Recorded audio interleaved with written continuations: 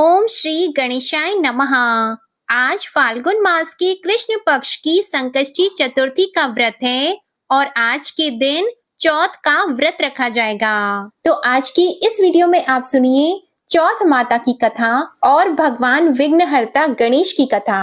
माना जाता है कि चौथ माता का व्रत और कथा के साथ भगवान गणेश की कथा सुनने से व्रत का पूर्ण फल प्राप्त होता है। पौराणिक कथा के अनुसार एक गांव में एक सेठ सेठानी थे। उनके एक बेटा और एक बहू थे। बहू सबको भोजन करा के फिर स्वयं भोजन करती थी। एक पड़ोसन ऐसी भी थी जो रोज पूछती थी कि बहू आज क्या बनाया है, क्या खाया है। तो बहू कहती ठंडो बासी। एक दिन उसके पति ने ऐसा सुनकर विचार किया कि आज तो पकवान बनाए जाएं, फिर देखें कि मेरी पत्नी क्या कहती है। उसने तरह तरह के पकवान बनवाए और घर के सभी लोगों ने एक साथ बैठकर भोजन किया। आज भी पड़ोसन ने पूछा तो बहू ने कहा कि ठंडो बासी।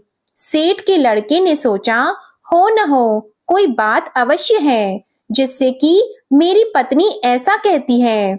उसने पत्नी से पूछा तुम रोज ठंडो बासी खाया ऐसा क्यों कहती हो, जबकि हम सब ने एक साथ बैठकर कई तरह के पकवान खाए। उसकी पत्नी बोली हम जो खा रहे हैं वह बाप बूढ़ों की कमाई है। जिस दिन आप कमा कर लाओगे उस दिन मैं समझूंगी कि ताजा भोजन कर रहे हैं। अब एक दिन लड़के ने माँ से कहा मैं एक बड़े शहर में कमाई करने जा रहा हूँ। माँ बोली बेटा अपने पास इतना धन है कि खाया नहीं खत्म होगा। माँ के मना करने पर भी बेटे ने स्वयं कमाने का दृढ़ निश्चय कर लिया और जाते समय पत्नी से कहा मैं जब तक कमाकर बहुत सा धन लेकर न आऊं तुम चूल्हे की आग मत बुझने देना। एक दिन चूल्हे की आग बुझ गई तो वह मन ही मन घबराने लगी, कहीं मेरे पति पर संकट तो नहीं आन पड़ा। जल्दी से पड़ोस में से आग लाकर चूल्हे में रख दूं, ऐसा विचार करके पत्नी पड़ोस में गई। वहां पड़ोसन चौथ माता का व्रत और पूजन कर रही थी। पड़ोसन ने कहा थोड़ी देर में आकर ले जाना। तो बहू ने पड़ोसन से पूछा आप यह व्रत क्यों करती हैं, इससे क्या मिलता है। पड़ोसन ने कहा चौथ माता के इस व्रत को करने से अन्न और लक्ष्मी मिलती है और अपनी मनोकामनाएं पूर्ण होती हैं। अब बहू भी चौथ माता का व्रत करने लगी। दीवार पर उसने चौथ माता का चित्र बनाया। उस दिन घी और गुड़ का चूरमा बनाकर रात्रि को चंद्रमा को अर्घ देकर उसने भोजन किया। ऐसा करते करते बहुत दिन हो गए। चौथ माता ने उस बहू के पति को सपना दिया कि साहूकार का बेटा तू जागे कि सोवे, तेरी पत्नी तुझे बहुत याद कर रही है, घर जाकर उसकी चिंता मिटा दे। तू दुकान खोलकर कंकु केशर का पगलिया बना के बैठ जाना। आज तेरा हिसाब किताब चुकता हो जाएगा। अब तो चौथ माता ने जैसा कहा था वैसा ही हुआ।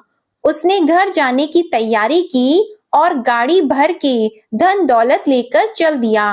रास्ते में एक बड़ा सा काला नाग फन फैलाए बैठा था और कहने लगा आज तो मैं तुझे डसूंगा, छोड़ूंगा नहीं।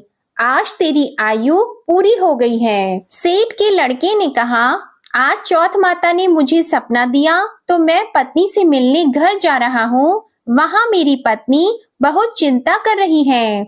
मैं उससे मिलकर जरूर आऊंगा, तब तुम मुझे डस लेना। नाग ने कहा तुम शपथ पूर्वक कहकर जाओ तो मैं तुम्हें जाने दूंगा, परंतु लौट कर नहीं आए तो तुम्हारे घर आकर मैं तुम्हें डस लूंगा। इस प्रकार सांप को वचन देकर वह घर पहुंचा। वहां सभी से हंसी खुशी से मिला और भोजन करने उदास होकर बैठ गया। उसकी पत्नी ने उदास होने का कारण पूछा तो पति ने काले नाग वाली बात बताते हुए कहा कि यदि मैं उसके पास नहीं जाऊंगा तो वह घर आकर ही मुझे डस लेगा। पत्नी बहुत चतुर थी। उसने कहा कि आप घबराओ नहीं, लेट जाओ, मैं एक उपाय करती हूँ। पत्नी ने कमरे की 7 पेड़ी धोई। पहली पेड़ी पर रेत, दूसरी पर इत्र, तीसरी पर गुलाल फूल, चौथी पर कंकु केशर, पांचवी पर लड्डू पेड़ा, छठी पर गादी गलीचा और 7वीं पेड़ी पर दूध का कटोरा भरकर रख दिए। इस प्रकार वह 7 ही पेड़ी सजाकर बैठ गई। आधी रात होते ही नाग आकर पेड़ी चढ़ने लगा। पहली पेड़ी पर रेत में लौट गया और कहने लगा कि सेठ की बहू ने आराम तो बहुत दिया, पर वचनों से बंध कर आया हूँ, सो डसूंगा अवश्य ही। इसी प्रकार 7 पेड़ियों पर नाग आराम करता हुआ और कहता हुआ कि डसूंगा जरूर, कमरे में जाने ही वाला था कि चौथ माता ने विचार किया कि मैं इसे नहीं बचाऊंगी तो संसार में धर्म कर्म और व्रत पूजन को कौन मानेगा। अब तो गणेश जी, चंद्रमा जी और चौथ माता ने उसे बचाने का विचार किया। चंद्रमा जी ने उजाला किया, चौथ माता ढाल बनी और गणेश जी ने तलवार लेकर नाग को मार दिया और ढाल से ढक दिया। अब बहू भी थकी हारी सो गई। दिन निकला तो लोग बेटे से मिलने आए, परंतु बेटा बहू तो उठे ही नहीं थे। बहुत देर हो गई तो माँ उन्हें उठाने गई। माँ ने 7 पेड़ियों पर जो कुछ देखा तो वो बहुत ही घबराई और बेटा बहू को आवाज लगाई। बेटा बहू उठे तो देखा कि एक ढाल तलवार वहां पड़ी है। अब ढाल उठाई तो वही काला नाग मरा हुआ पड़ा है। बेटा बहू ने सोचा कि आज तो धर्म कर्म ही आड़े आए हैं, जो भगवान गणेश जी और चौथ माता ने अपनी रक्षा की। हे चौथ माता, आपने जैसी सेठ के बेटे बहू की रक्षा की, वैसी ही सबकी रक्षा करना। बोलो चौथ माता की जय। भगवान विघ्नहर्ता गणेश की कथा सुने बिना चौथ माता के व्रत की कथा अधूरी मानी जाती है, इसलिए अब आप सुनिए भगवान गणेश की कथा। एक समय की बात है, विष्णु भगवान का विवाह लक्ष्मी जी के साथ निश्चित हो गया। विवाह की तैयारियां होने लगी। सभी देवताओं को निमंत्रण भेजे गए, परंतु गणेश जी को निमंत्रण नहीं दिया। कारण जो भी रहा हो, अब भगवान विष्णु की बारात जाने का समय आ गया। सभी देवता अपनी पत्नियों के साथ विवाह समारोह में आए। उन सब ने देखा कि गणेश जी कहीं दिखाई नहीं दे रहे हैं। तब वे आपस में चर्चा करने लगे कि क्या गणेश जी को नहीं न्योता है या स्वयं गणेश जी ही नहीं आए हैं। सभी को इस बात पर आश्चर्य होने लगा। तभी सबने विचार किया कि विष्णु भगवान से ही इसका कारण पूछा जाए। विष्णु भगवान से पूछने पर उन्होंने कहा कि हमने गणेश जी के पिता भोलेनाथ महादेव को न्योता भेजा है। यदि गणेश जी अपने पिता के साथ आना चाहते हो तो आ जाते, अलग से न्योता देने की कोई आवश्यकता भी नहीं थी। दूसरी बात यह है कि उनको 1.25 मन मूंग, 1.25 मन चावल, 1.25 मन घी और 1.25 मन लड्डू का भोजन दिन भर में चाहिए। यदि गणेश जी नहीं आएंगे तो कोई बात नहीं, दूसरे के घर जाकर इतना सारा खाना पीना अच्छा भी नहीं लगता। इतनी वार्ता कर ही रहे थे कि किसी एक ने सुझाव दिया, यदि गणेश जी आ भी जाएं तो उनको द्वारपाल बनाकर बैठा देंगे कि आप घर की देखभाल करना। आप तो चूहे पर बैठकर धीरे धीरे चलोगे तो बारात से बहुत पीछे रह जाओगे। यह सुझाव भी सबको पसंद आ गया, तो विष्णु भगवान ने भी अपनी सहमति दे दी। होना क्या था, इतने में गणेश जी वहां पहुंचे और उन्हें समझा बुझाकर घर की रखवाली करने बैठा दिया।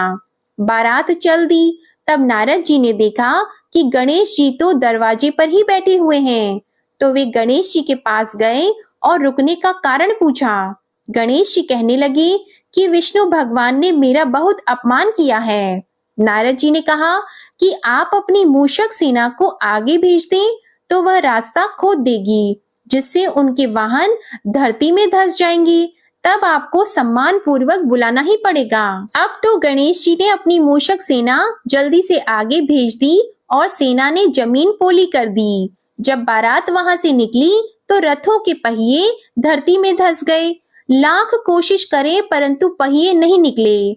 सभी ने अपने अपने उपाय किए परंतु पहिए तो नहीं निकले, बल्कि जगह जगह से टूट गए। किसी की समझ में नहीं आ रहा था कि अब क्या किया जाए। अब तो नारद जी ने कहा, आप लोगों ने गणेश जी का अपमान करके अच्छा नहीं किया। यदि उन्हें मनाकर लाया जाए तो आपका कार्य सिद्ध हो सकता है और यह संकट टल सकता है। शंकर भगवान ने अपने दूत नंदी को भेजा और वे गणेश जी को लेकर आए। गणेश जी का आदर सम्मान के साथ पूजन किया। तब कहीं रथ के पहिए निकले। अब रथ के पहिए निकल तो गए, परंतु वे टूट फूट गए तो उन्हें सुधारे कौन? पास के खेत में खाती काम कर रहा था, उसे बुलाया गया। खाती अपना कार्य करने के पहले श्री गणेशाय नमः कहकर गणेश जी की वंदना मन ही मन करने लगा। देखते ही देखते खाती ने सभी पहियों को ठीक कर दिया। तब खाती कहने लगा कि हे देवताओं, आपने सर्वप्रथम गणेश जी को नहीं मनाया होगा और न ही उनका पूजन किया होगा, इसलिए तो आपके साथ यह संकट आया है। हम तो मूर्ख अज्ञानी हैं, फिर भी पहले गणेश जी को पूजते हैं, उनका ध्यान करते हैं। आप लोग तो देवतागण हैं, फिर भी आप गणेश जी को कैसे भूल गए?